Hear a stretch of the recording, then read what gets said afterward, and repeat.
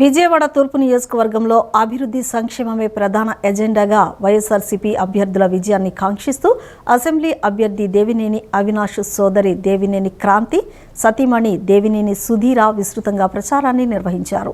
ముఖ్యమంత్రి వైఎస్ జగన్మోహన్ రెడ్డి పేదల పక్షపాతి అని, పేదలకు మేలు చేయాలనేది ఆయన ఆశయమన్నారు. 4.5 ప్రజలకు అందుబాటులో ఉంటూ ఏ సమస్య వచ్చినా అండగా ఉన్న దేవినేని అవినాష్ను ఆశీర్వదించాలని కోరారు. విజయవాడ తూర్పు నియోజకవర్గంలో దేవినేని అవినాష్ విజయాన్ని కాంక్షిస్తూ ఆయన సోదరి దేవినేని క్రాంతి సతీమణి దేవినేని సుధీర విస్తృతంగా ప్రచారం నిర్వహిస్తున్నారు. అందులో భాగంగా నిన్న దేవినేని క్రాంతి 7వ డివిజన్లోని ప్రజాశక్తి నగర్, లబ్బిపేట ప్రాంతాల్లో పర్యటించగా కేసినేని నాని కుమార్తె హైమతో కలిసి దేవినేని సుధీర 9వ డివిజన్ పటమటలంక, 5వ డివిజన్ క్రీస్తురాజపురంలో పర్యటించారు. ఈ సందర్భంగా ఇంటింటికి వెళ్తూ ప్రజలకు మేలు చేసిన వారిని గెలిపించాలని కోరుతున్నారు. అందులో భాగంగా వైఎస్ఆర్సీపీ పార్లమెంటు అభ్యర్థి కేసినేని శ్రీనివాస్, అసెంబ్లీ అభ్యర్థి దేవినేని అవినాష్లను అత్యధిక మెజారిటీతో గెలిపించాలని కోరారు.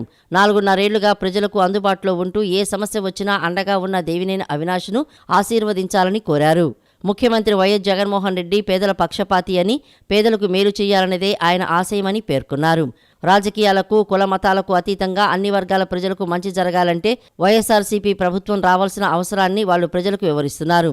కార్యక్రమంలో 7వ డివిజన్ కార్పొరేటర్ మెరకనపల్లి మాధురి, 13వ డివిజన్ ఇన్ఛార్జి రామాయణపు శ్రీనివాస్, 9వ డివిజన్ ఇన్ఛార్జి ఒల్లూరు ఈశ్వర ప్రసాద్, 5వ డివిజన్ కార్పొరేటర్ కలపాల అంబేద్కర్, నాయకులు గద్దే కళ్యాణ్, ఇందుపల్లి సుభాషిణి, అశోక్, ఇతర నేతలు పాల్గొన్నారు.